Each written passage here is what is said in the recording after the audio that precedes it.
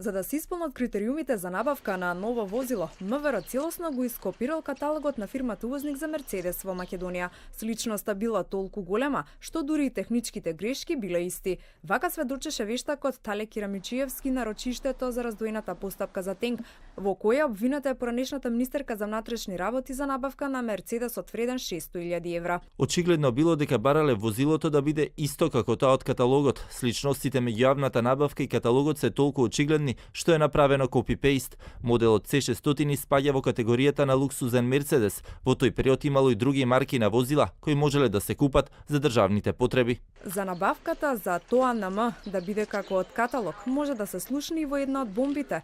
Она што ми остави ти едни проспекти. Да, јас да ви кажем не ви вршев тоа на М. Добро, окей. А може да ми знам точно ако има шанса да ми го вратите проспектот за да го направиме кој што треба, да не утнам нешто. Тој ми е тука пред мене, тие другите два не знам кај ми се. Ама тебе не ти треба другите. Не ми требаат другите, тој што треба е кај вас. Ја ги видов сите три пошто овој го одвоив.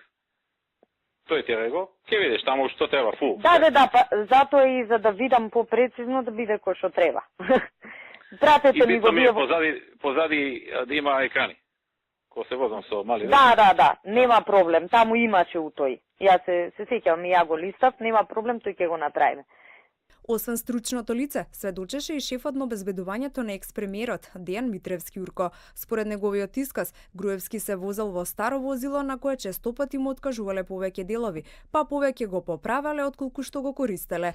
До тој степен биле дефектни и другите возила во МВР, што морале да зајмуваат автомобили од председателот на собранието, министерот за внатрешни работи и председателот на државата. Наредното рочиште за случајот Тенк продолжува утре, а треба да сведочи вештакот Страхил Глигоровски.